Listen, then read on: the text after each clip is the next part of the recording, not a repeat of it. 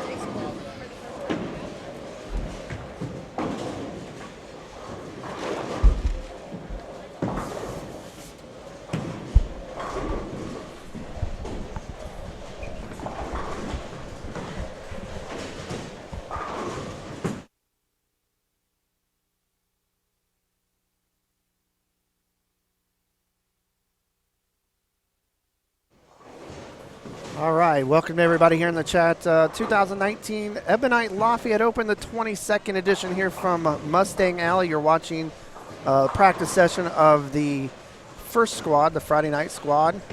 And they just have a few more minutes left before they'll start. Looks like 48 entries. I think they just had one come in late.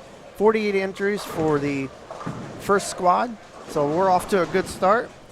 Before we start, we want to give a big thanks to our sponsors: Ace Fire Protection, Thompson Brothers Auto Sales. Tim Seifers put in some money, and Tim's on his way to Florida, so he's going to enjoy the warm weather for the next week or so.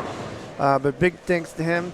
Big Four Socks. If you've never tried a Big Four Socks, please do. And if you're going to be here this weekend, you can purchase a pair. Dave will be here. But they're great socks. McCarty Motors is another sponsor. Smith Heating and Cooling. Schomer's Plumbing. And I believe that Ebonite, of course, I want to give a big shout out to them for sponsoring the tournament. And Savage Bowling Pro Shops, as well as Savage Bowling TV. We are throwing in $400 for tomorrow morning's leader for the first squad tomorrow morning. So if you enter the tournament, you lead the first squad tomorrow morning, not only you're guaranteed in the top 32, you're also going to get a $400 bonus, as well as a $130 prize pack from Big Four Socks.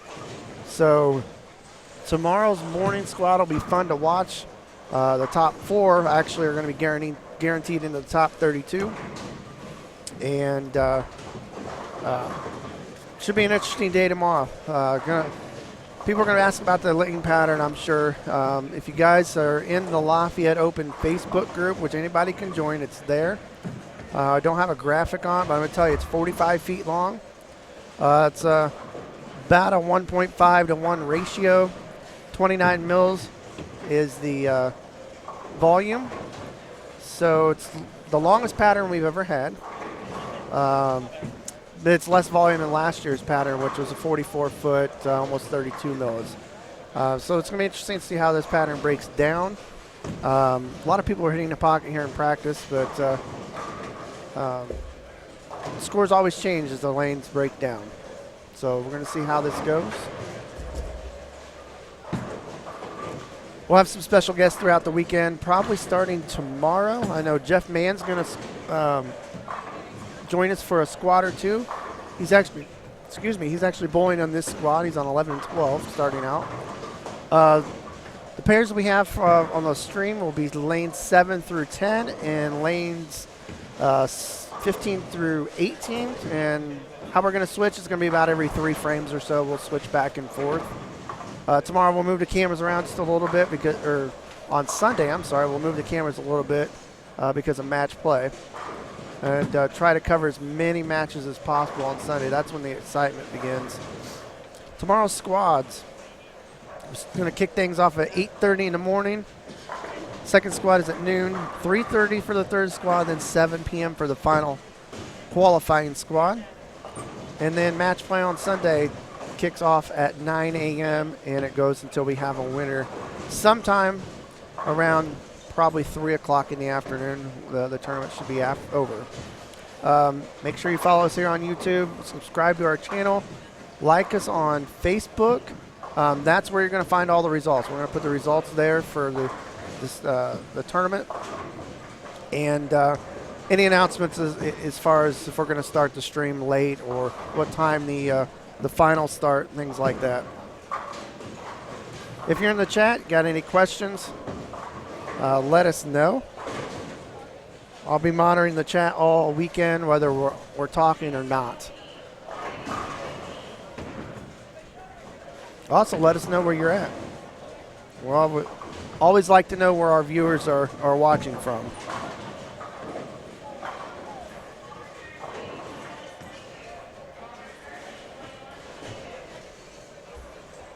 Right now, the live stream is on lanes 7 through 10. Looks like we have Gene Perez on that pair. If you've watched any of our live streams, he won the Indiana Masters in 2019. He won the India Scratch Classic in 2018, and we did the live streams for those. So he's going to be definitely a bowler to watch in this tournament. He's a very good bowler. He's a left-hander, as you see him coming to your left-handed screen. Practice is over, and we're going to begin. Recycle your pinch setters to the first ball.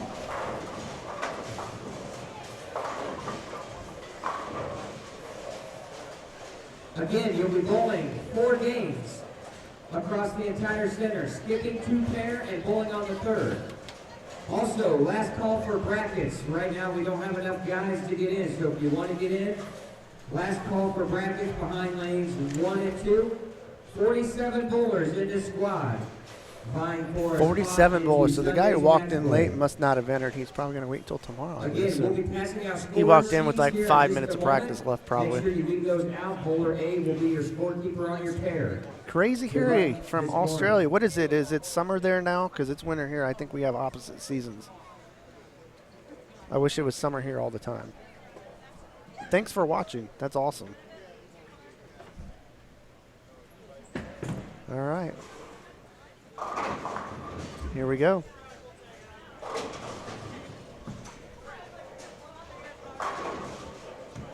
Start everything here off on lanes 15 through 18.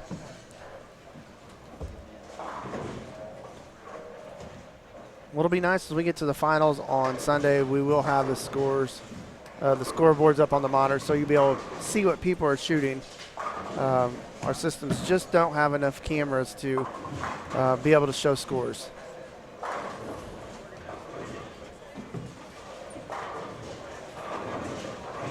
Mike Hanna, big supporter, Mike. Thank you. It's nice and warm here in Mustang Alley in Lafayette, Indiana. Want to thank them for hosting this tournament. This tournament has been in this house all 22 years. You don't see that very often with the tournament, but I want to thank them for hosting again. By the time this is all said and done on Sunday, first place winner is going to walk away with $3,000 first place. And yes, that is $1,000 more than what we have been guaranteeing. But we had a couple more sponsors jump on board, which does help the prize fund out some.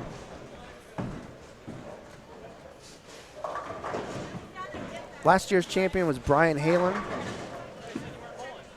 I believe he is going to make a return this year. I haven't heard for sure, but one thing is what's nice about this tournament is when you do win, you get a free entry into the next tournament you bowl. So if you come back, you get one free entry.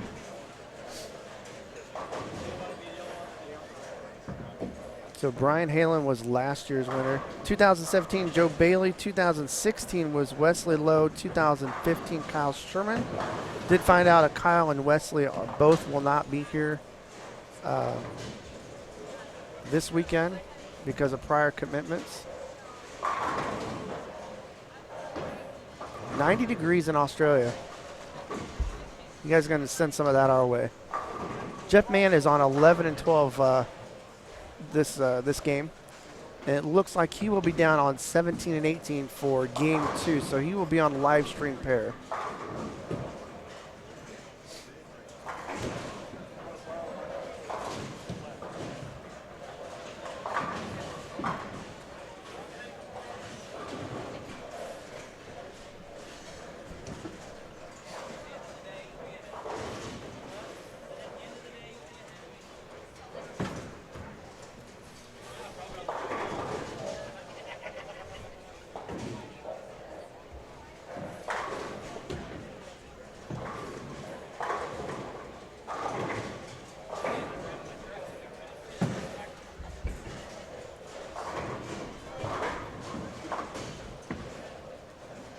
Talking with someone earlier, this house is it's traditionally a tough house if you're bowling in a tournament and you're skipping pairs, because it seems like there's a lot of different characteristics as far as topography in this house. As you get either to the high end or low end, it's not all the same. So that alone will make a tournament tough when you add a tough lane condition to it. I know a couple years ago we saw 3 and 4, lane 3 and 4, low scores for every squad, and it wasn't the lane machine.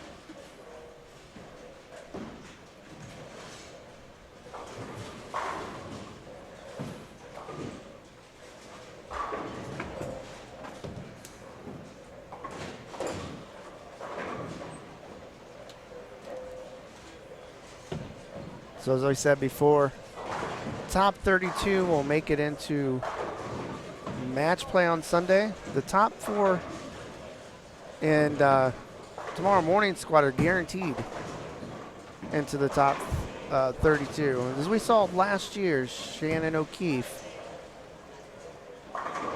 made it in the top 4 for her squad. And if she had not bowled that early squad, she would have not made the cut. She was -7, and the cut was plus if you took the top 32 overall scores. So it does pay to bowl that squad, because you never know what can happen. It just happened to be a little bit lower scoring squad, and she made it in.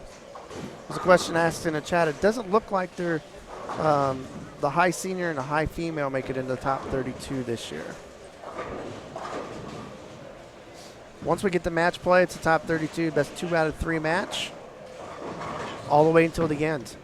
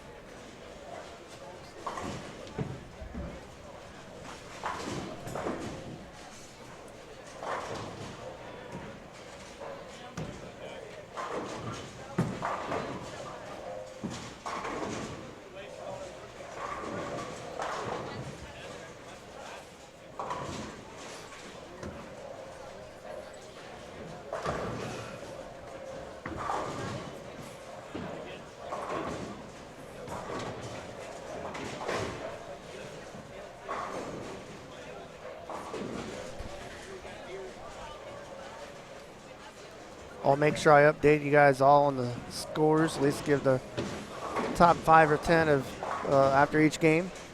As I said, the scores will be posted on Savage Bowling TV's Facebook page, so if you haven't liked that page yet, please do so. Post a lot of our videos. We don't just do live streams. We've been doing some vlogs lately, and we're hoping to get more into that. Maybe doing some podcasts here in the future. So we have some opportunities there. We might take advantage of that and have some special guests, especially as the PBA season starts here next month.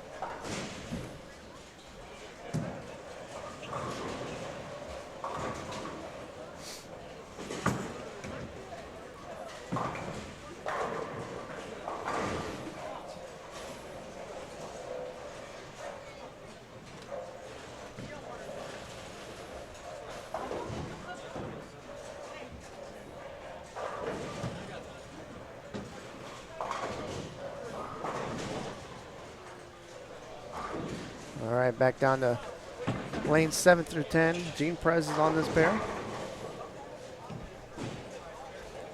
I know this is a tournament he wants to win.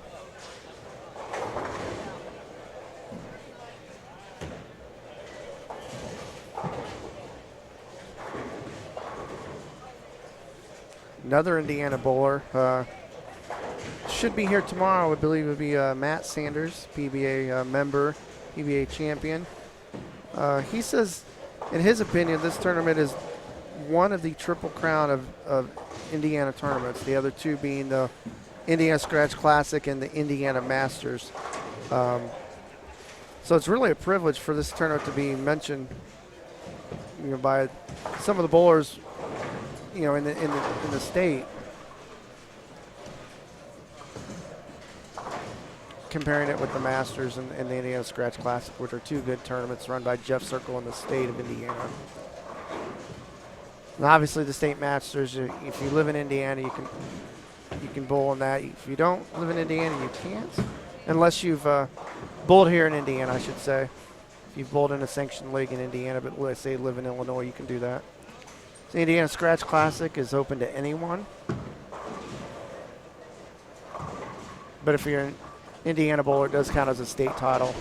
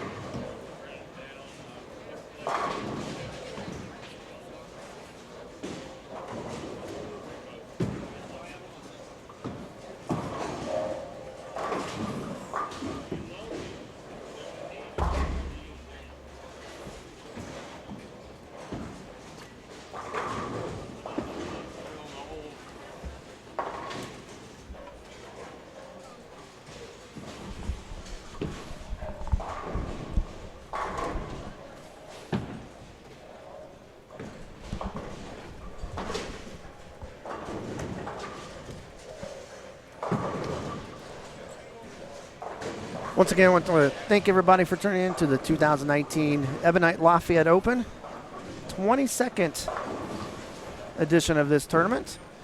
Live from Mustang Alley in Lafayette, Indiana. This is the first squad of 5 total. There'll be 4 more tomorrow, starting at 8:30 in the morning.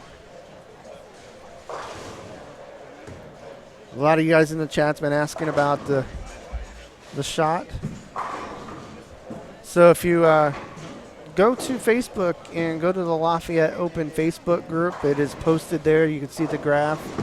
I can tell you it's 45 feet long. About a 1.5 to 1 ratio, somewhere around there.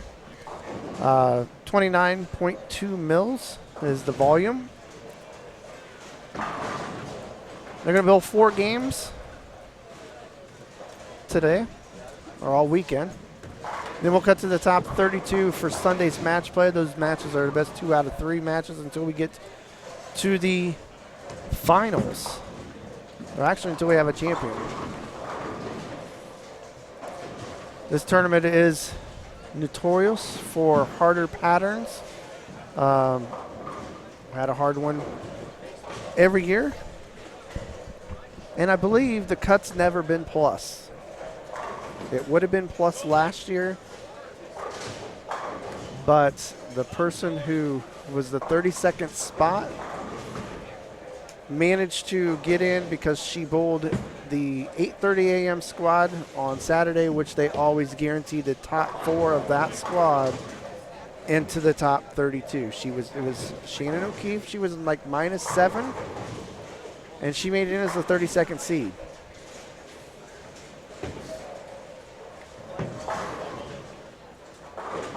Also tomorrow morning, the 8:30 squad, as I said, the top 4 were guaranteed into the top 32 for Sunday.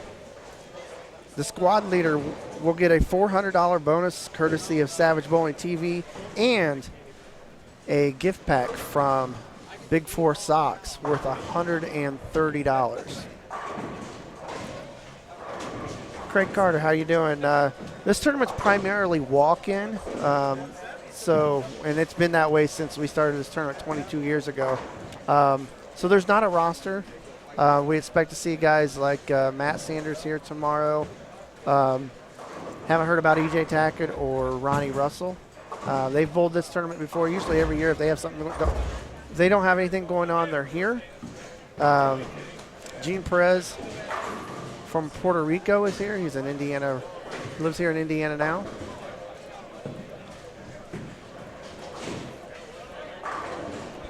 We'll be posting standings after every game on our Savage Bowling Savage Bowling TV Facebook page, and that is facebook.com/Savage Bowling TV. So you'll be able to go there to get information on the tournament as far as the standings, and for squads are running late.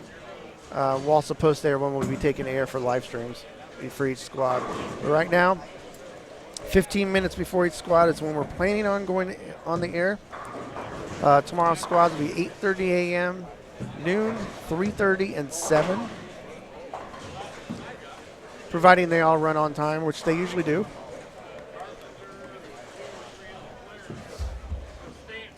Sunday's winner is going to walk away with $3,000.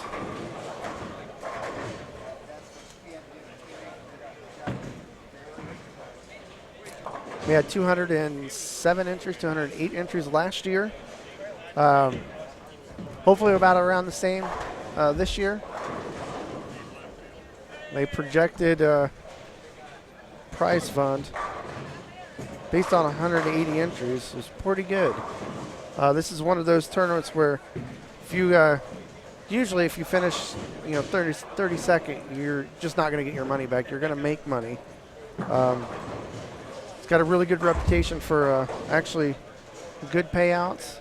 We have around $4,000 added from sponsors, and let's talk about those sponsors really quick. Ebonite, of course, Savage Bowling TV, Mustang Alley is where we're at, and they have hosted this tournament all 22 years, started back in 1998. Ace Fire Protection, Thompson Brothers Auto Sales, Tim Seifers, who's a local bowler, put some money towards the tournament. He has done that the last several years. Thank you, Tim. Big Four Socks. If you never tried out Big Four Socks, go to big4socks.com if you're going to be here. Dave from Big Four Socks will be here with the socks, and if you have any questions, you can ask him. We also did an interview with him on our YouTube page, and he'll kind of talk about the socks and what they are. And I can tell you from experience, these socks are pretty good. McCarty Motors, Smith Heating and Cooling, Drain Service, Schomer's Plumbing. So I want to thank all those sponsors. And Wards Unlimited, I want to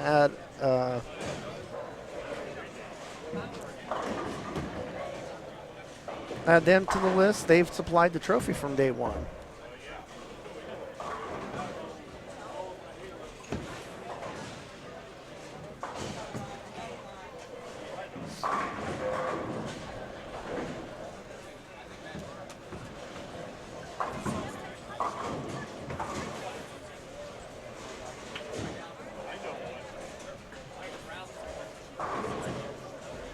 This Friday night squad was an discounted entry fee for the tournament is $100, but this was a discounted squad at $80 is the entry. So if any of these guys bowl tonight, if they re-enter tomorrow, they'll get the re-entry price of $90.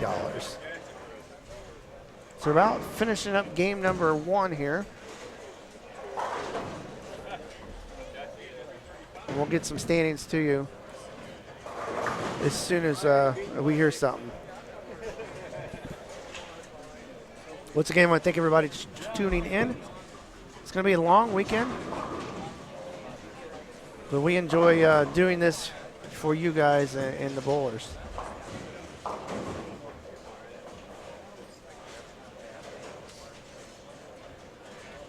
Big Four Socks are awesome. And I think I have like 5 or 6 pair of Big Four socks, and I think my wife has a pair, and she doesn't bowl, but she works on her feet a lot, and she even said it helps her feet and her back. And then another thing I like is when you wash them, they still act like they're new. They don't get worn out, so the fabric's really good.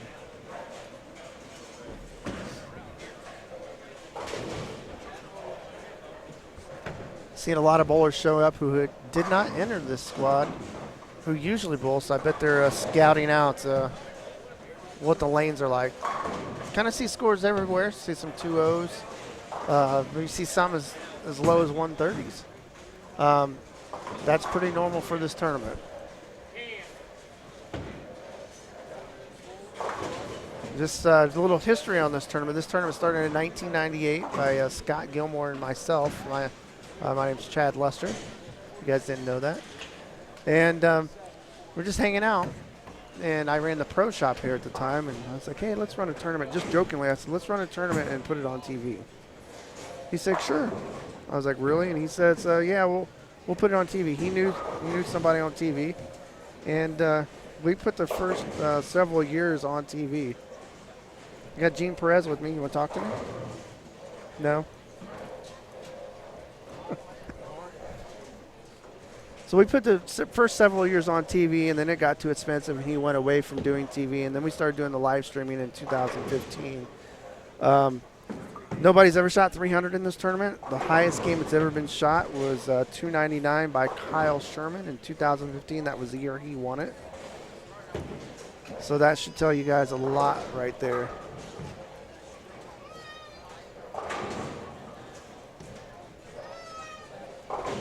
What'd you shoot?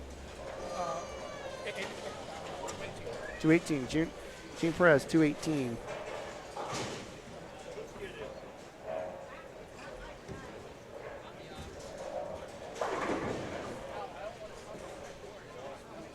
Scores are kind of all over the place, as expected. Live stream pairs today will be all weekend long. We'll be lanes 7 through 10. And the camera we have right now is lanes 15 through 18. As they're starting their game 2.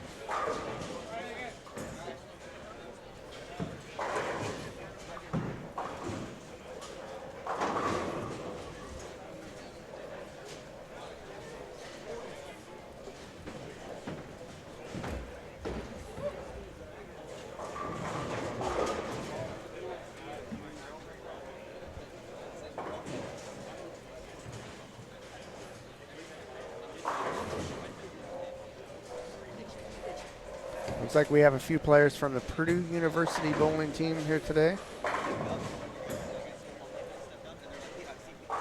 Why not? Right here in their backyard. I believe they start finals next week, so they get some time off from studying, and they don't have a tournament this weekend, so come out and bowl.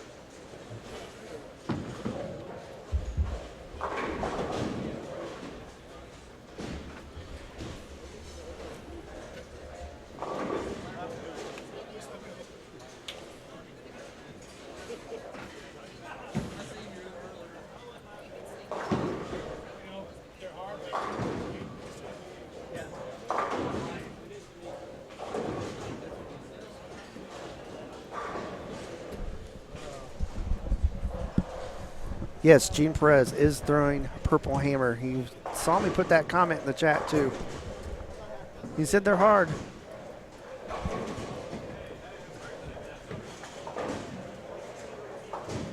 I wasn't sure if he'd be able to throw urethane on this because of the volume and the length, but he's making it work.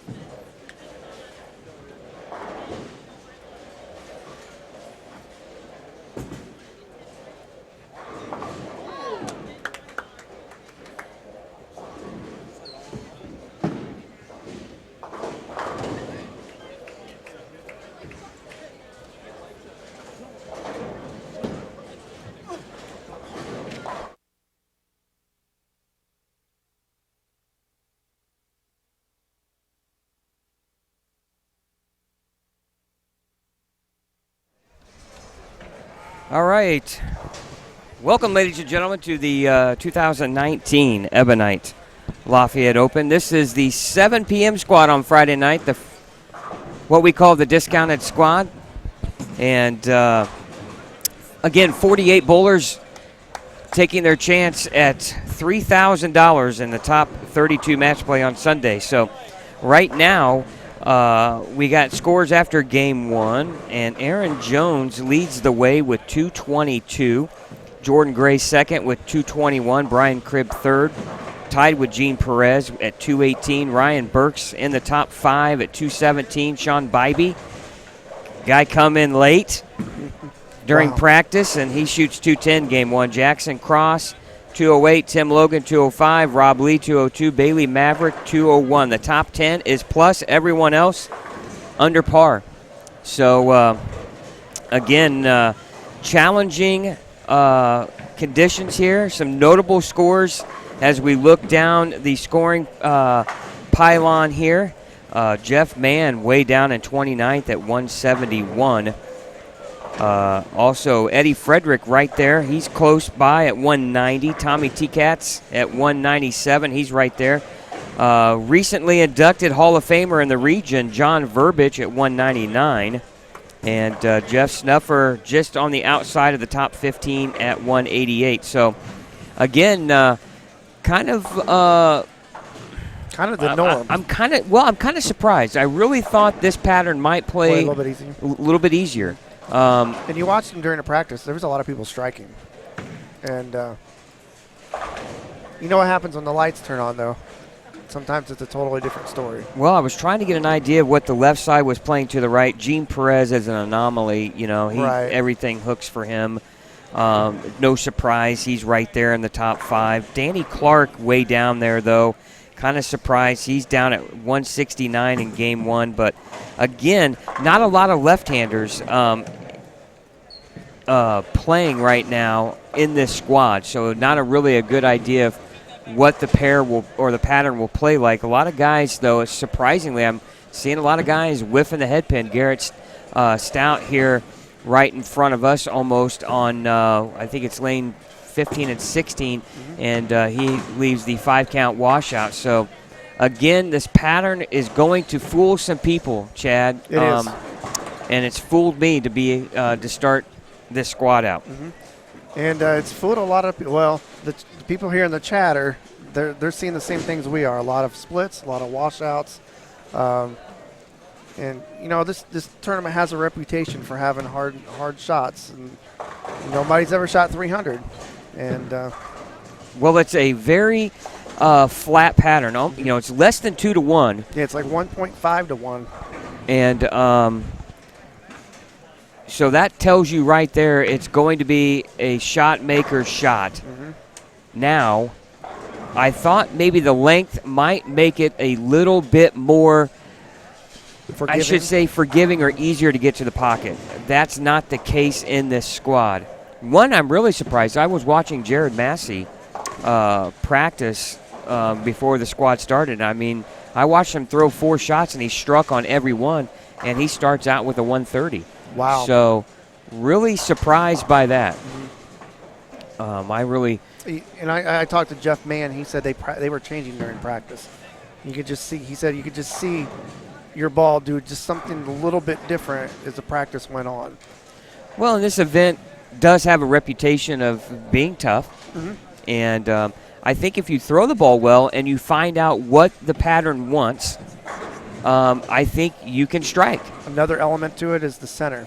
Yes. The center does not play friendly from pair to pair, and that adds another element to the toughness. Well, and the other thing too is you got guys coming off. Todd McGill ran a fantastic event last weekend in Cincinnati, and the Ebonite Classic over there, and scoring pace was extremely high, 240, 250, you know, to make a cut. Wow. You come here now, some of those guys probably making the trip see something totally different. Yeah, direct opposite. Well, you know, the other interesting thing I will say, Chad, is everybody tells me you never run a long pattern. It's always short. And sometimes I tell people, be careful what you wish for. Yeah, right? Just to let everybody know, we tested a 48-foot pattern earlier in the week. Yeah. And so I didn't like the shape of the pattern. It was going to shut out some people. we thought. So. Well, and, basically when I test a pattern, I know this center has got built-in friction. Yes. A much older AMF HPL synthetic synthetic here, and so we know it's got built-in friction. So the problem is running shorter patterns, it gets too crazy. Mm-hmm. Now, when you run a longer pattern with more volume, it could become very easy. Yes. And so you have to. That's why we run more flatter patterns here to make it more even on both sides of the hand, so to speak, whether you're left-handed or right-handed. My goal at the end of the day, Chad, is I want to have, whether you're a cranker or a tweener or a stroker, left-handed, right-handed, one-handed, two-handed, I wanted a pattern that everyone can compete on, and if you make good shots, you're rewarded. Yeah, and you just don't want to. I don't think you don't want to have anybody feel like they're shut out. Correct. I think every type of bowler, whether they're a stroker or a two-hander, has a chance. But to be honest with you, scoring is all over the place. I see a 210, 209, but on the same pair, and a 197, on the same pair I see a 128. Yeah, the scores are all over the place. So I get worried sometimes, but now, one thing that you do know is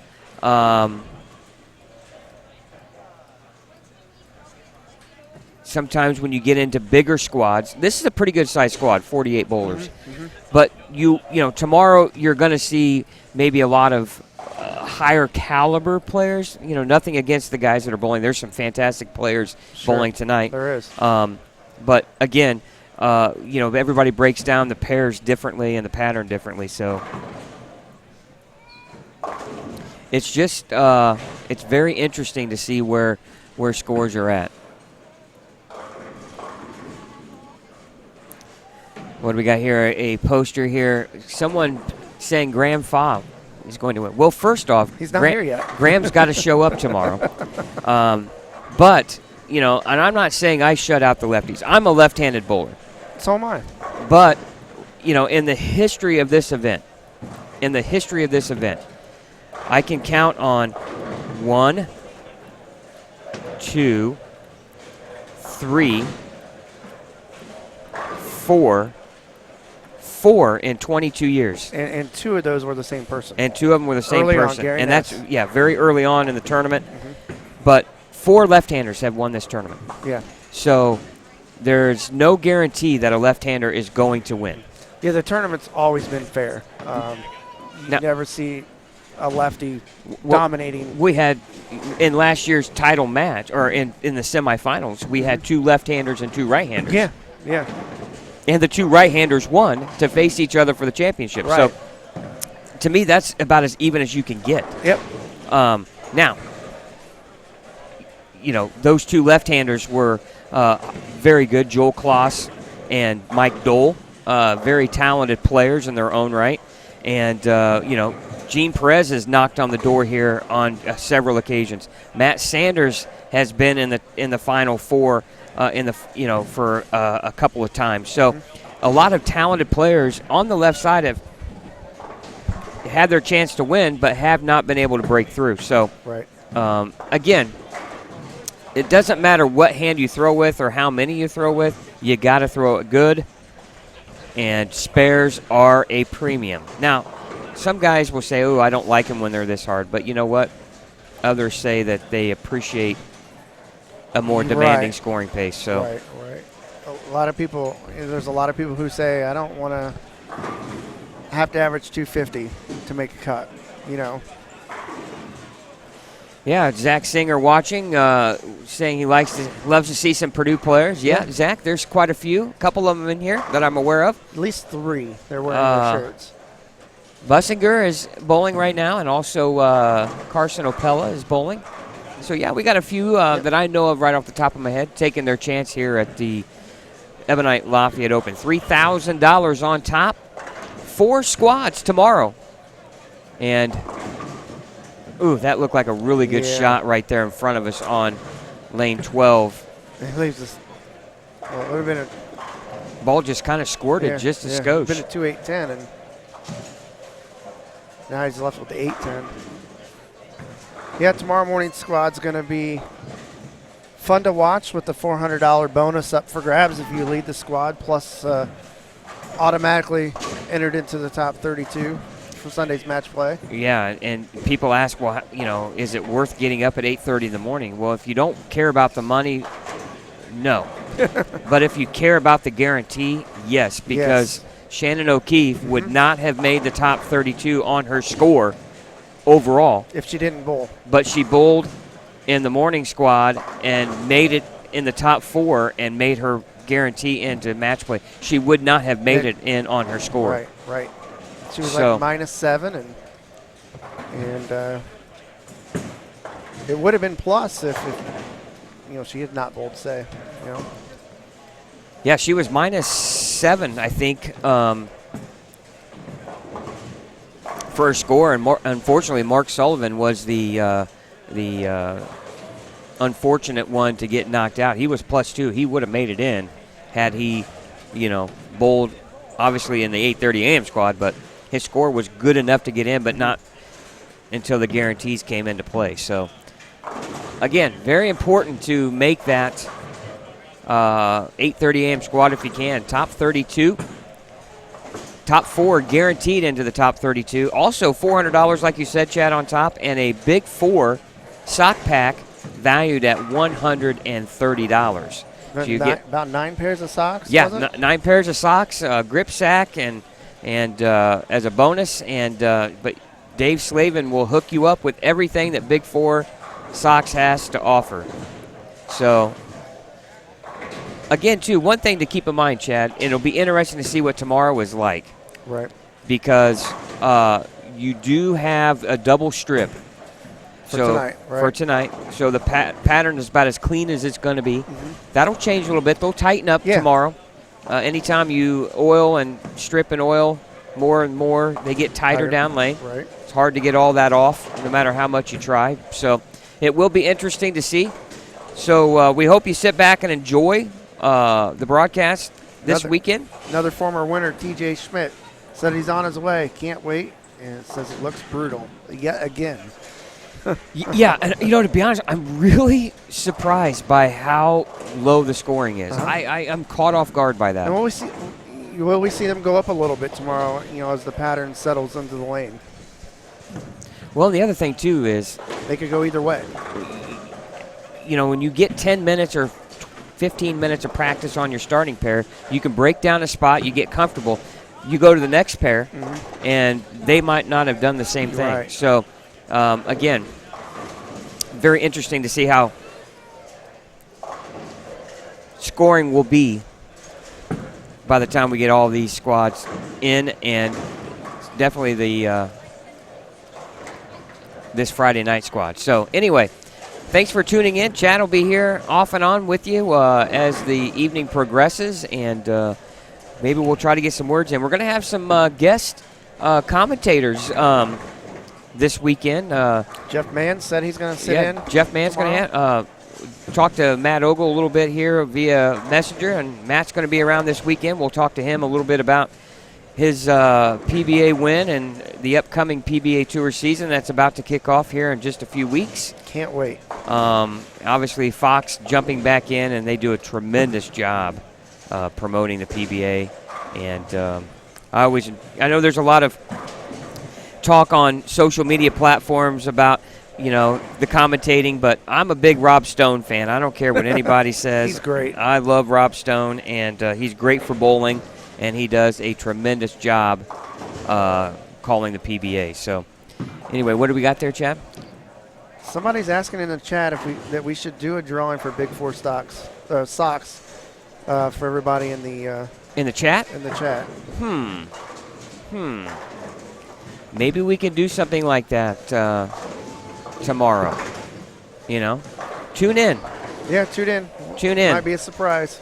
Tune in, and maybe we'll have some kind of a contest here on our chat room for one of the squads tomorrow. So we expect a busy day tomorrow. We hope. The weather forecast is great. It's supposed to be sunny and in the mid to upper 40s, so no reason why you can't get in your car and make the drive to Lafayette for the 22nd Ebonite Lafayette Open. 3,000 on top this weekend. We'll come back with game number 2 scores here in a few minutes.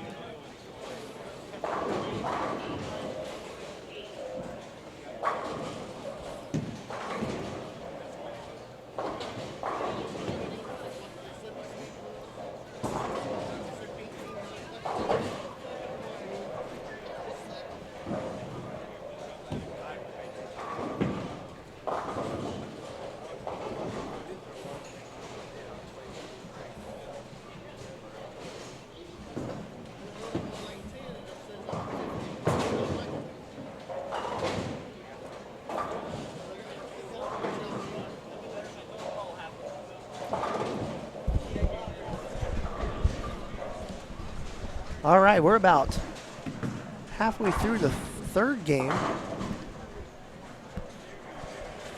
here at the 22nd Ebonite Lafayette Open. Chad Lester here from Savage Bowling TV. I want to thank you guys for watching. Very first squad, and Scott is back with some standings for the second game. Go ahead. Yeah, thanks, Chad.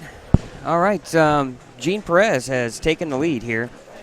And the amazing thing, Chad, he took the lead with a 202. Yeah, so he went from 218 to 202. And took the lead. Right now, we got 5 guys out of 47 plus. So this pattern is playing much harder than I would have ever fathomed. No kidding. I'm really kind of caught off guard by this, to be honest. I would have thought we would have at least had 10 guys plus right now. I would have guessed maybe even a little bit more. I would have guessed maybe 12 to 15, to be honest. Again, Sean Bybee in second place with 408. Aaron Jones dropped to third with a 407, tied with Jason Black at 407. Rob Lee, 402. That's your top 5. Ryan Burks now dropped to sixth with a 398. Bailey Maverick in seventh with 391. Austin Bell, 388. Brian Cribb, 386. Garrett Stout, 381, tied with Jackson Cross. That's your top 10. Now, I don't know what you think, Chad, but there's some scores here that are much lower than I would have ever fathomed. When you look at the bowlers that are shooting those scores, I mean, surprising. Well, Rick Glaze shot 140 his first game, and he bounced back with a 210, and he went from like 46th all the way up to 29th by just shooting a 210 score. So, again, I guess a lot's going to determine what players do tomorrow, right? Exactly. Zach Taylor shot 146 his first game, shoots 229. He jumps like 30 spots to minus 25. So, the beauty of the pattern, too, is you don't have to shoot 270 to make a move. Right. If you can shoot a 220 or 230 game, you can make a or 210 to 220 game, you can make a move. So, Jeff Mann bounced back with a 199. He's in 17th at minus 30. So, again, the interesting thing is at the end of the day, Chad, I think this squad, to be honest, I hate to say, is going to tell you nothing about tomorrow. No, I agree. Now, if I came in here and 25 guys or plus and leading it is 50 or 60 over, then I'd be like, uh-oh. Yeah. I would prefer, in all honesty, I would prefer the scoring to be a little bit higher. But you don't know when you're putting these patterns up. Oh, no. We get very little testing. Of course, we don't want to have anybody test a pattern, really, that's going to bowl. Right. We don't want to give anybody an advantage. Well, and the other thing, too, is you cannot replicate 5 or 6 guys on a pair, all throwing it differently, different surfaces. I can get an idea of throwing a handful of shots, what it looks like, but I can't tell you what it's going to do after so many guys bowl on it. So much tougher, though, than I would have guessed. And kind of surprised, to be honest. I don't think it'll impact a lot of guys because, the guys that really want to play and bowl, they're not going to be afraid of shooting, maybe tonight, a 520 or 30, or excuse me, a 730 or 40. They're going to see this as a challenge. There's still $3,000 on top. They're going to look like, man, plus 10, that's where I need to be, you know? Yeah, and the fact that they know, if I get off to a bad start, but I come back and shoot 220 and I can move up, 10, 15, 20 spots, depending, then that's really attractive to some of those bowlers. Well, the other thing, too, is if you're thinking, all right, 20 under, and my goodness, you shoot a 220 or 30 game and you're going to jump. Yeah.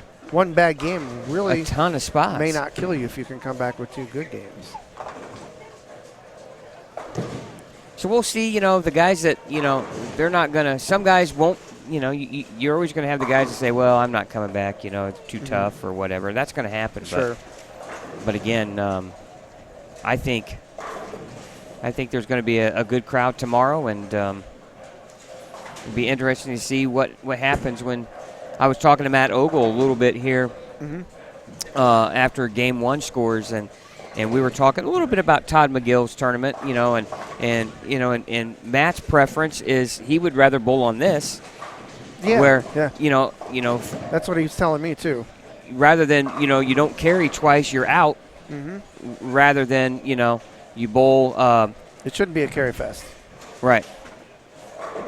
Yeah, and this way you sprinkle a double somewhere, and you make all your spares, and you maybe knock a couple of doubles in there, and you shoot 209 to 215, and you're waving goodbye to the field.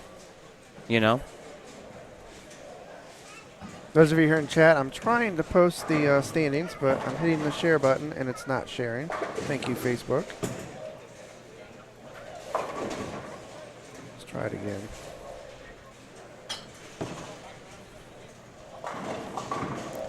Well, I will say, like normal, Chad, you cannot miss right. Right, yeah, or left if you're a left-hander. I mean, you still have to hit your spots. And Rick Glaze there had a chance to shoot 200. He got a double, and then he flagged the head pin right and got a 5 count. 195. But right now, when I'm looking at it, it's a pretty good score. It is, yeah. Yeah, you got to be satisfied with that. On this type of scoring pace, 190 every game, that's got to be happy with it. If I'm looking at the scoreboard right in this Michigan-Iowa game, it was 103 to 91. Yeah. I was watching a little bit of it sitting here. Little lack of defense. Yeah. And this is the same Michigan team that couldn't score 50 points against Louisville. And it's nice that the Big Ten season's kicked off, at least for 2 games. Yeah. All right, I'm going to take a break, and again, we'll be back with Game 3 scores here. As Game 3 is wrapping up on some pairs, and we'll come back with the updates as soon as we can. Thanks for watching the 2019 Ebonite Lafayette Open here, powered by Ebonite, Savage Bowling TV, Ace Fire Protection, Thompson Brothers Auto Sales, Tim Seifers, Big 4 Socks, McCarty Motors, Smith Drain Service, Schomer's Plumbing, and Awards Unlimited. Enjoy the rest of the broadcast.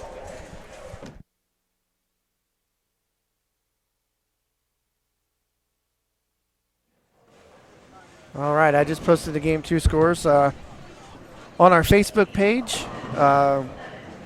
Facebook.com/Savage Bowling TV.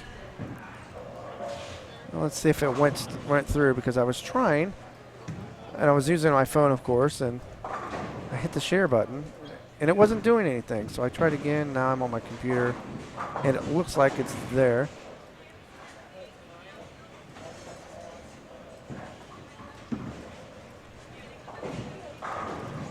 So Mike, you should be able to see it.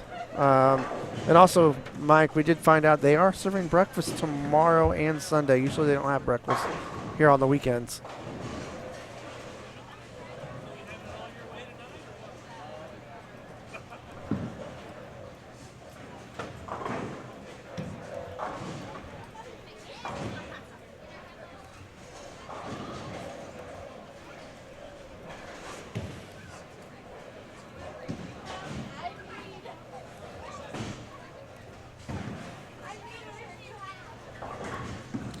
So right now they're at the end of Game 3 of this first squad.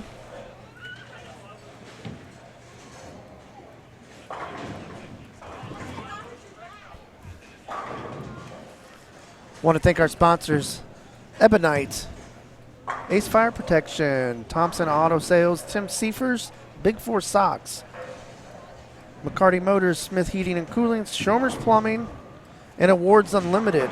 Also, Savage Bowling TV. We did kick in $400 for tomorrow's squad leader for the 8:30 a.m. squad. I want to thank those sponsors. Without them, we would not have the prize fund that we do. Over $4,000 added to the prize fund.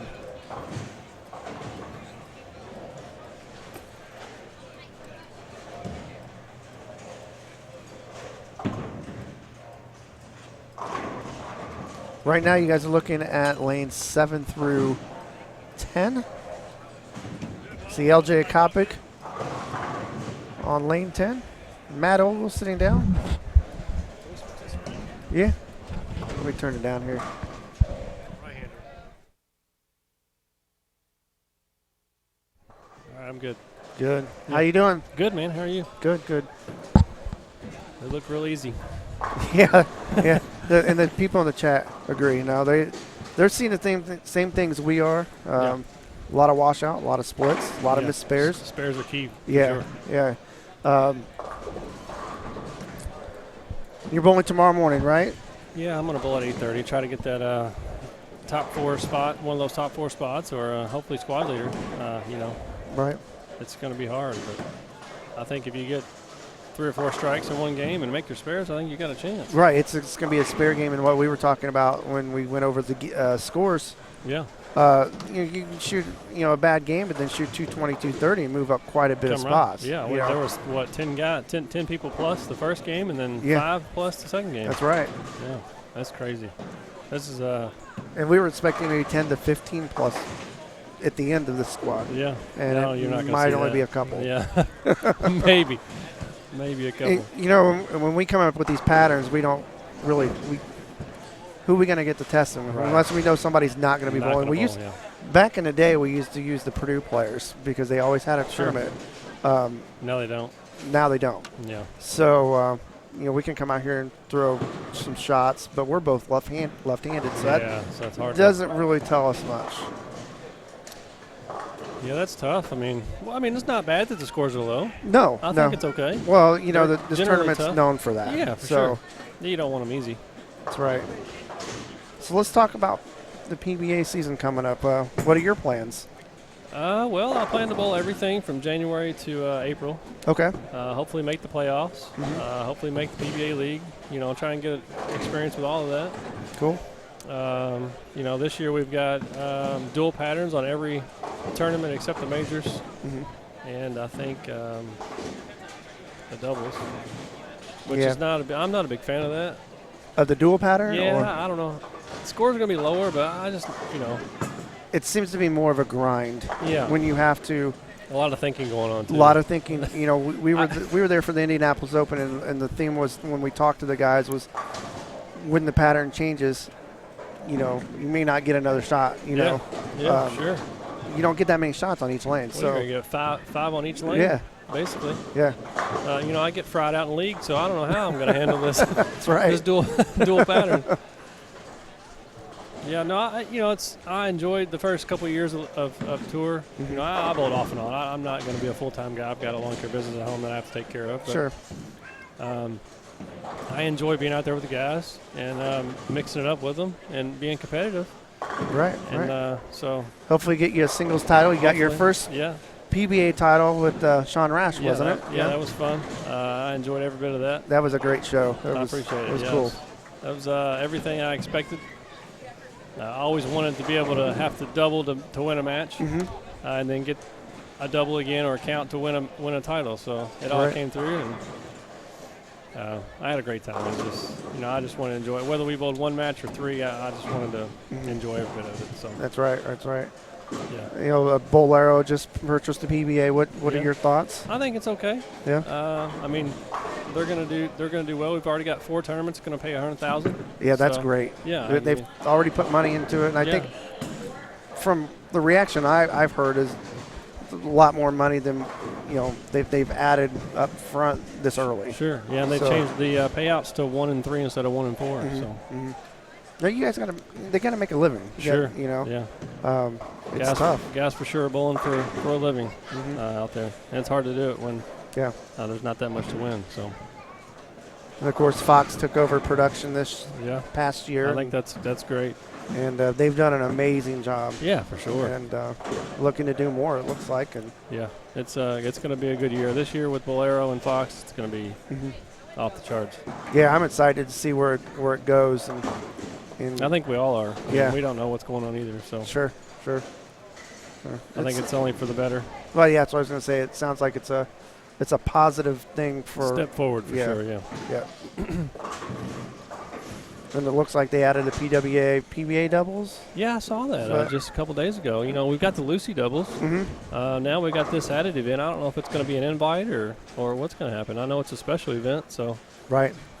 who knows? There's not very many details on it yet. Haven't really dug into that.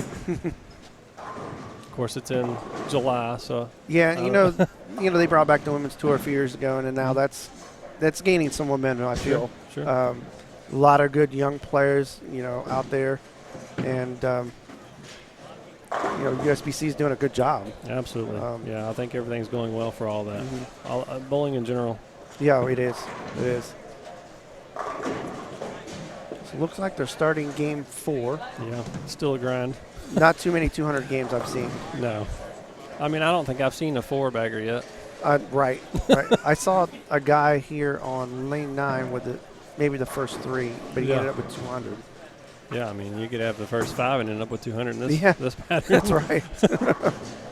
And that's what we were talking about, too, is like not only is the condition tough, this center's tough. Absolutely. Going from pair to pair. They don't play the same. It's an older center. There's a lot of friction in the front here, too. Yeah. And it's a pretty worn surface for sure. Yeah. Yeah, I could imagine. Usually you catch a good cross, you can score well, and I don't think there's going to be able to be a good cross with this pattern and the way the lanes are. It's just it's going to be hard. Like I said, I think 70 over tomorrow morning is going to be a leader if it's that much. Right. It's hard to say that I really don't think anybody's going to go 100 over. I mean, no, I wouldn't. It would surprise me if that happened. Absolutely. They're hard. They're very hard. I mean, the fact that Gene Perez took the lead, but he shot a lower score than he did the first game. He went 218 first game 1 and 202. Well, he was what, 5th, I think. Yeah. After 1. 4th. Yeah. So 4th to 1st, and you bowled a lower game than your first. Well, you don't see that very often. No, not at all. Yeah, I think couple doubles and make your spares and bowl 210, 220 if it's that much, and move on. Yeah, or even you shoot 190s, you got to be happy. You can't be mad about that. You got to be happy, especially if it's clean. Yeah, I told somebody earlier that the cut number is going to be under. I still feel. Oh, I don't think it'll be plus. No, last year we were like, oh, it's going to be plus, and it really should have been plus. But Shannon O'Keefe bowled that 8:30 a.m. squad on Saturday and went -7, so she got it. Yeah. So, again, we've never had a plus score. I don't think. You're not going to have one this year No. if you haven't had one yet. No. Heck, nobody's even shot 300 in this tournament in the history. Really? Wow. Kyle Sherman's got the highest score, 299. 299. The year he won it in 2015. What did he leave? Do you know? 10 pin. 10 pin. Yeah. That was a good shot, then. Yeah, it was a good shot. Wow. That's great. How long has this been going on? 22 years. 22 we started in 1999. Here's a list of our champions. And there's not been a 300. Never been a 300. 98. Wow. Especially with the names. I mean, E.J. Vinny Tackett's Atria has won twice. Oh, Vinny just, yeah. That's you know Vinny. He's from your area. Yeah. This is his bread and butter right here. The harder the better. Yeah, he came down here and he just dominated. And I think he's in there somewhere. He's got a second place finish as well. Yeah. Wow. But those names, I mean. Oh, yeah, you can't make that up. Gene McCune, E.J. Tackett. Yeah. TJ, Brett, Kyle, Wesley. Golly. Yeah. Wesley Lowe's not going to be here this weekend. He's not? He messaged Scott earlier in the week, said he had other commitments. Yeah. Well, I know Brett's not coming either, so he said he's got the same deal. He's committed to something. He bowled last weekend. Did okay. Yeah. But yeah, we started this tournament in 1998, and it was really. I used to run the pro shop here back then, and we were just sitting there talking. I was like, we need to run something big. He's like, well, what do you think? I was just jokingly saying we should put it on TV. He said, we can do that. So he knew somebody at the local TV station, cable company. Yeah. And we did TV for. God, he did it. It went on, I bet, until 2003 at least. Yes. Wow. And then it started getting too expensive. He went away from that. Sure. Then we started doing the live streaming in 2015. But Yeah, those early days were fun putting it on TV. Oh, It wasn't sure it live was. or anything. It was taped. And, Well, yeah, but still, you know, same. and it was a lot of work, a lot more work than this. A lot of production. Yeah, Yeah. yeah. I see So- there's no back-to-back winners either. No back-to-back. Wow. Yeah, I mean, when it's hard, you know, it's hard to win back-to-back, much less win. In some of those early tournaments, this shot was so hard that it would take. We had one year, I believe, 498 made the cut. But I don't remember what we cut to. It had to be in the 30s, 32 Yeah, still. yeah. But we Wow. put out some just absolute brutal ones. And surprisingly, people were like, "This is awesome."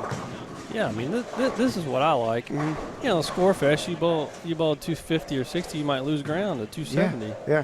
But you bowl 190, 2-0, you're gonna, well, I Gene d- Perez is a perfect example of that. Right, and I don't 2-0 want and he went to first. to. I don't want to throw the ball great and shoot 220, 220, Yeah. 220s and been just getting my butt kicked. Yeah, sure. You want Because the they're chance so- of moving up. Yeah. Let's see if we can find anybody that made a big jump. Probably not, other than Scott mentioned one, and I can't remember who it was. He was like 30 spots.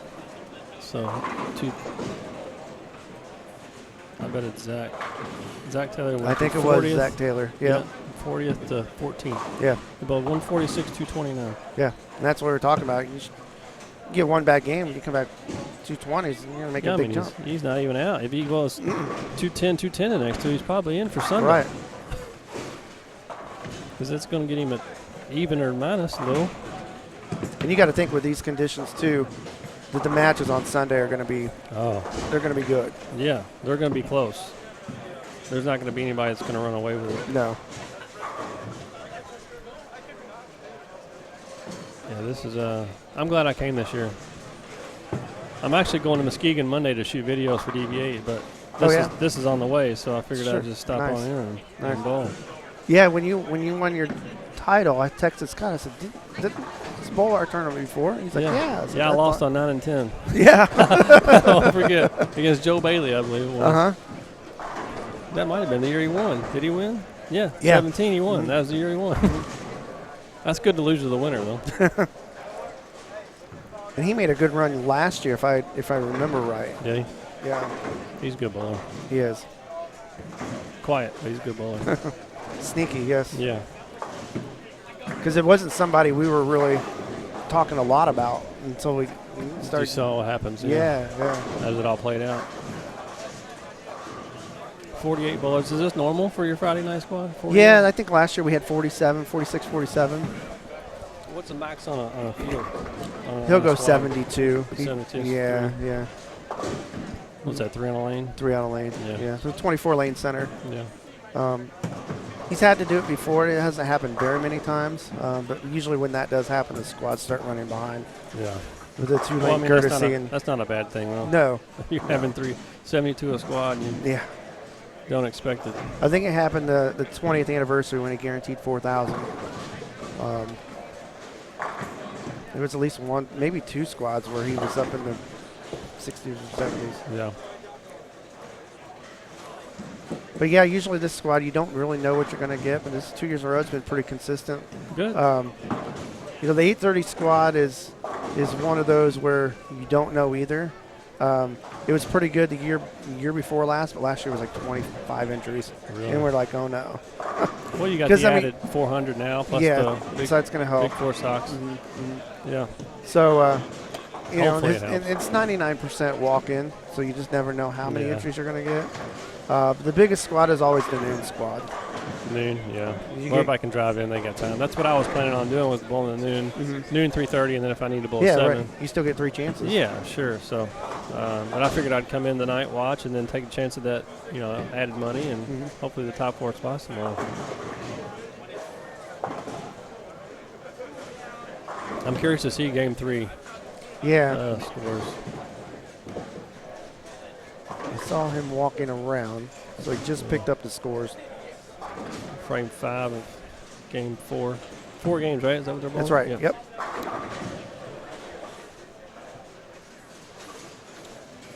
So if we were to cut tonight to 32, JJ Lake 53. minus 53. You know, and what's going to happen tomorrow, the talent level is going to go up as well. Sure. So Yeah. it's going to be interesting. Yeah, who knows what's going to happen. It all depends on how everybody plays them, too. You know, if everybody plays them everywhere, I mean, it could be dirty tomorrow, too. Yeah. I remember last year when we announced it was going to be 44 foot. It was a year before because we used the same pattern 2 years in a row. And the reason why we did that is they switched to a different oil last year. Oh. So we're like, well, it's automatically going to play different probably. Yeah. And but when we announced it, 2 years ago, it was 44 feet then. And everybody was assuming it was going to be really tight, and it wasn't. No. Because it was such a taper. It didn't feel like a long pattern. Yeah. You guys used to run short patterns, right? Yeah, quite a bit. Yeah. That's not my bread and butter, so I stayed away from those. I pick and choose my battles. Try to. Yeah, and a lot of people were like, why don't you run longer patterns? And that's when we started doing it. And like Scott said when we were talking earlier on here, is be careful what you wish for. Yeah. And I said we tested a 48-foot pattern earlier in the week. That'd be like bowling the Bradley. Oh, the ball went 60 feet. Yeah, that's a Bradley. And I was like, I don't think this is going to work. I said, you're going to shut out some people. This is bad enough. And then the other one was 45 foot. It was actually this exact same pattern, but just more volume. Yeah. And I said, this will work. The ball didn't hook on it either. Almost played similar to the 48-foot pattern just because of volume. Sure. It's like just back off on the volume, and I think we're good to I think go. this is perfect. Yeah. You guys want lower scores and make it a grind and be able to have the shot makers come out and spare shooters. This is it.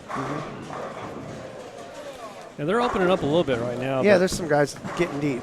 Yeah, and that's what you typically have with the longer patterns. They generally on tour, everybody starts on 10, 15 with a lot of surface, and then by game 4 or 5, we're loft in the left gutter. You're right. And then 6, we're way further left than we need to be. That's something I had to get accompanied to when I first went out. I was usually always the furthest one left, and then I was the furthest one right when I went on tour. I'm like, wait a minute, something's not right here. Yeah, I mean, they all know how to break them down. Yeah, for and sure. It's Everybody crazy to plays watch. Same area. Yeah, when we went down for the Indianapolis Open, of course, that's really, I mean, I've gone to PBA tournaments before, but to get that close and to watch them during the practice session, the kind of strategies, everybody was automatically throwing something with surface. And then you start seeing, go-to. Start throwing other stuff just to find out, what they need. Yeah.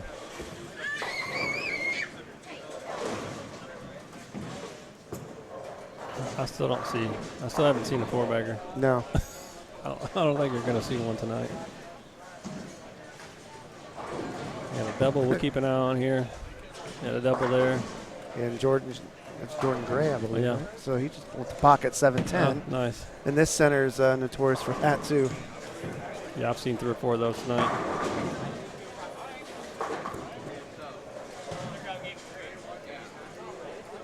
We got on 10 here, getting ready to go for a triple. Right-hander. Looks like he's throwing your thing, was it? Looks like a purple hammer, yeah. Sure does. Up the lane for a triple. Huh? Yeah, he's just kind of keeping it tight and Yeah. pointing it a little bit. He could be the first 4-bagger that I've seen. Right. I mean, you find something there. I think you just keep it in play. I've got a couple 2-inch pins that I brought that might work. 2-inch pins on a 45-foot pattern you wouldn't think would work. It keeps things simple. Yeah. I mean, keep it in front of you. Hit the head pin. Hope for a double. That guy's got the right idea, I think. He's just too quick. On 11, yeah. Yeah.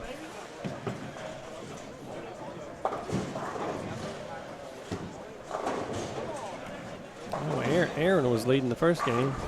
She's a great bowler. 220, yeah. I remember her as a kid. She's a local product. Okay. And she started throwing a backup ball when she started bowling. Really? As a teenager. I think it's almost a teenager. And then she started working with some coaches, and now she's. They've done well. Yeah. Yeah. Yeah. She can play. And I remember her name, people talking about her. She bowled at Arrowhead Mm-hmm. and in the youth leagues there. But I'd never seen her bowl.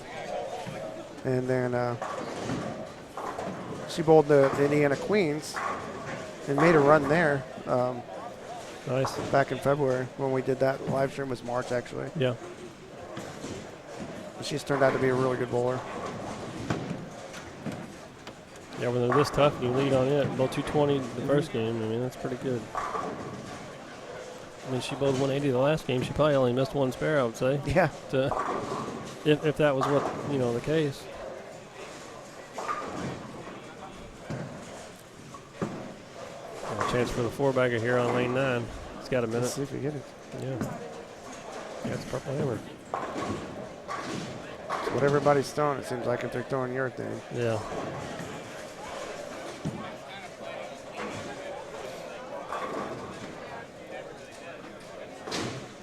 This could be like a $1 million shot right here. Yeah. We're going to offer You $1 feel like million. you feel like you're on fire if you can throw a 4-bagger. Oh, 4-pin, yeah. He tripped See, the it's not that 4-pin easy. last frame. Yeah. And he probably didn't miss much either. No, I mean, it looked like maybe 1 or 2 left, and that's close. Just not too much speed. Jordan. Too far right. A nasty washout. Yeah. Yeah, there's no easy spare on something like this. Yeah, some of these spares you just don't know where the ball's going to go if you're not going to throw it straight. Especially, well, I've seen Tommy, I guess you say T-Cats, is that his name? Yeah, yep. He the 3.9, and I was like, I don't know how you shoot it either. He was looking at me like, what do I do? What'd I do? 3.9, I don't know, get lucky.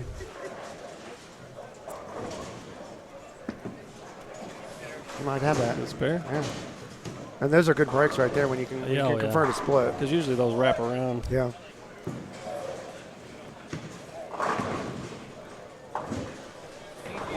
Any questions on the feed there? I don't know. You guys have any questions for Matt Ogle? Or the tournament in general? Yeah. You guys do a great job with this. Thank you. Getting the sponsors together is not an easy task by No. any means. I mean, it's almost you got to beg and pull teeth to get anybody to put anything into something like this. It's not as easy as what it used to be, No, not at all. But we're fortunate enough to have some good sponsors that And some repeat sponsors it every looks year. like. Yeah. So that helps. You guys do a great job for sure. Thank you. It was somebody earlier watching from Australia. Australia, wow. Said it was 90 degrees there as I extended our way. I'm freezing right now in this building. It is. It's like 65 or 70. 90's nice. I Yeah. like it when it's hot. The humidity is what. I gets me. actually just stopped bowling during the summer because if I'm going to come and bowl in a center and sweat my butt off, I Yeah. might as well be outside working in Sure. the yard or something. Sure, yeah. But for some of these centers, it's not their fault. They can't keep it cool. Yeah. We had a center just a couple days ago. The fryer in the kitchen, I guess, malfunctioned, caught on fire, and the sprinklers came on and flooded the lanes. Oh no. So, yeah, it's crazy. I mean, that's something that you just can't really help. No. Just get it cleaned up as quick as you can. Yeah. Yeah, we had a center across town several years ago. That's when they used to allow smoking inside centers. That was a while back. It was actually an employee left their cigarette Oh, no. lit, forgot about it. A portion of the building got caught fire. Fortunately, one of the firefighters that responded to the call was a bowler and knew not to let any of the water get to the lanes. Oh, wow, that's awesome. And so they saved all lanes and kept it just to the kitchen area. It was in like a kitchen storage area. That's perfect. And so, Well, that was fortunate. yeah. And actually, I was working here at the time, and we reached out to the leagues and hosted their leagues for a few days Oh, cool. because That's nice. we had the room, and Yeah, made that work, and didn't charge them lineage. So perfect. Oh, we got a triple here. Lane 12. I don't know if he's got. I don't know. Looks like it's They would have just said three. 4-bagger. Oh, we got another triple on 11. Scores are going up. Yeah. The last two frames. Scores are going up to 2-0, 2-team. Oh, we missed it up into the right. There we go.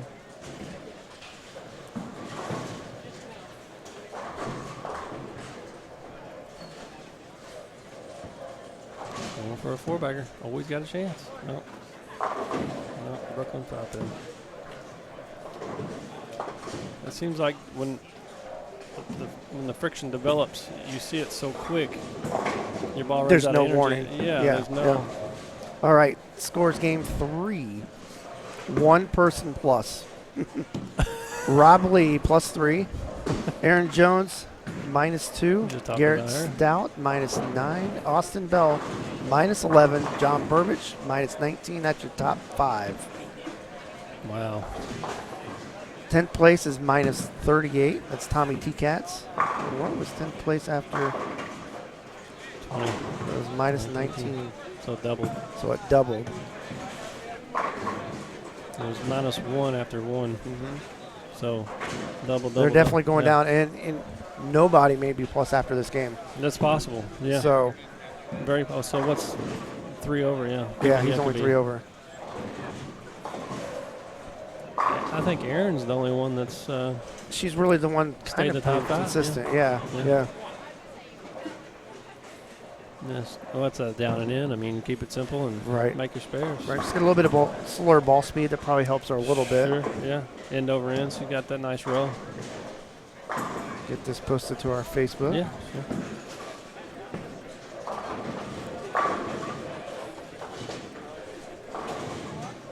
See, she's on a double right now with 97 in the 5th, so she could be the leader after this Right. game. If she And keeps B doing what plus. she's doing, yeah. No, she's only -2.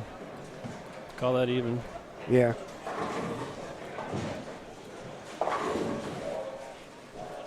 Man, I thought tonight watching would be helpful for me, but I'm just going to bring in 4 balls tomorrow, I think, and try to make my spares. Just know that spares are going to be a premium. Yeah, get a couple doubles. Well, she's still playing right up the board there. Right up 10, 11. Oh, weak good 10. shot, yeah.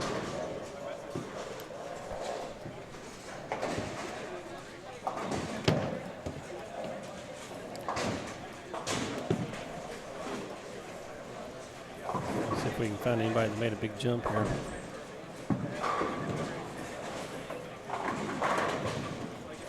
I got a better idea. Let's count the 200s. Somebody in the chat thinks that plastic will work with some surface on it.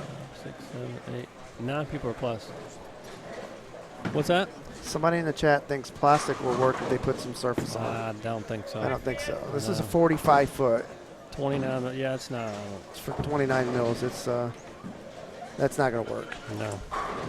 I mean, we got a guy here. He's pointing a purple hammer. So Begging it to go Yeah. high.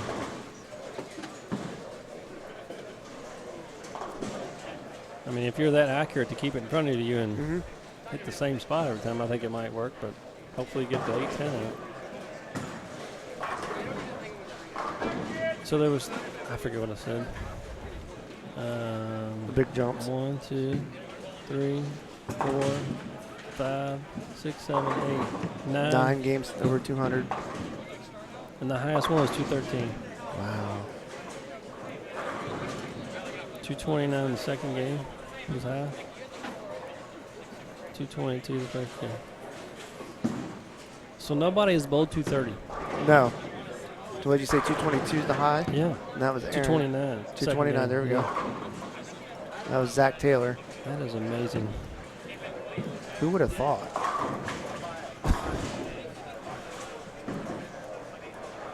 But you got to feel with the scores this low that you could, you get lucky and you can, make the cut. So re-enter. Yeah. I mean, if there was a squad after this, half this field would probably re-enter. I would think so. At least. It's when the scores are really high is when you feel you have no chance. Right. Especially these guys that throw a double in the 10th to bowl 2-0. Yeah. They're like, oh, I can do this. Then they rerun them. It's a 230 right here. So there's your high game. 2-3-0, yeah. High game so far of the tournament. This 240 can strike out on 14. 241 if they strike out. That's not easy to do. No.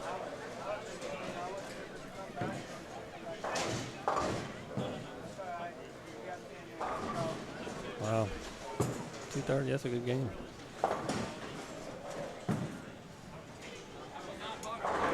All right, once these guys finish up, we'll go off the air, but we will post the full standings on our Facebook page, and we'll go on the air at 8:15 tomorrow morning. 8:15. Bright and early. Longest day of the weekend. I'm sure it is. Yeah.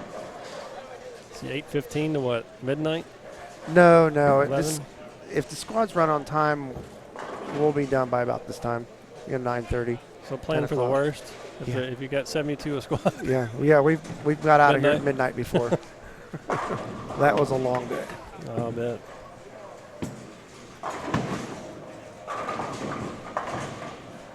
Golly, I can't believe that. 10 people were plus first game. Now there's only one. Can you name the best bowling ball without being biased? You're on staff, right, with DV8? Yeah. Yeah. The best. What's the best ball that DV8 has, in your opinion? With all three brands, I would say the Hero. Yeah, I've heard a lot of good. Yeah, that's my go-to ball. Mm-hmm. And And we can talk about this now because Brunswick owns Ebonite. sure. They're all one family now. And so I can't wait to drill a purple hammer. yeah. Scott's on staff with EBI, and he got notification he can drill some Brunswick, Yeah. so he's kind of excited about that, I think. Yeah, I think it's good for the industry. I mean, I wouldn't say we could trap everybody, but we can, eliminate some of the differences of. I'm thinking more as tour as far as people getting paid and stuff. Okay. We can make that more uniform, where there's not that big tiers, I guess you could say. Sure. We can make tiers out of it. 198. So she's going to be She could still. -4. She's probably got plenty. Yeah. I would say she's got plenty for the weekend. And that's John Burbage there on 14. He was 19. Yeah. So he's going to be even. So he's got a shot at 219. If he strikes, he's even. Yeah. So be even. He could be a leader. Depending on what Rob. I don't know where Rob's at. Does it show the lane? No. No. Yeah, no, I mean, I don't know what's going to happen in the future with this merger, but I think a lot of people don't know. nobody knows. So it was a surprise for everybody, I guess. And Yeah, I when mean, the announcement we was had made. no idea. Yeah. Nobody did, Yeah. other than the people that were involved in the deal. Yeah. I mean, I saw a lot of people who, I'm friends with who are on staff with EBI. Like, it was like something hit him in the head, There was a lot of bashing going on. There was. It's. I'm trying not to say this without being mean, I guess, but it's business. Unfortunately, things like that happen. And there was rumors out there that EBI was struggling to keep up with making what they need to make, and that facility there is small. Yeah, and I feel for everybody that lost a job. That's what's tragic about the Yeah. whole thing. Yeah. And it goes beyond just the staff members. Yeah, sure. Yeah, and it's hopefully they can regroup and get back on their feet and find And you got to wonder how many of those people might get picked up by another manufacturer. Yeah, I would say quite a few. Yeah. All right. Yeah. So it looks like 230 is probably going to be the high game at the tournament. Well, and then John did strike in the 10th, so he's even. Yeah. He might be our leader, depending on. So yeah, 199, 179, 203.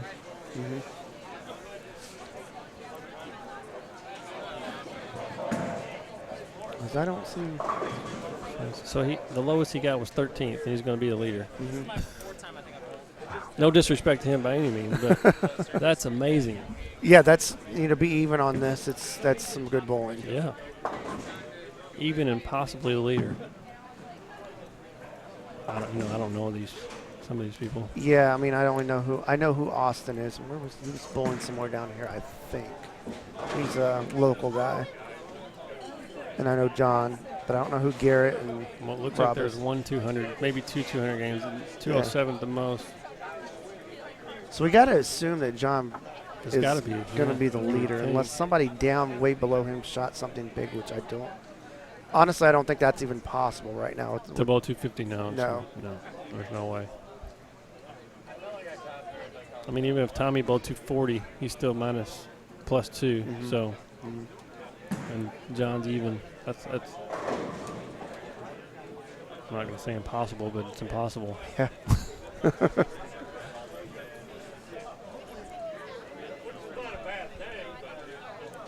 All right, we're going to go ahead and go off the air. I want to thank Matt Ogle for joining us here for this last game. Good luck tomorrow. Yeah, thank I'm you. sure we'll talk Appreciate it. again, Yeah. especially after your squad gets done. If you Yeah, you think you made it, and you're not going to re-enter. Sit down with us and we'll talk. Hopefully, I can do that and have a few drinks the rest of the day. Yeah, and relax.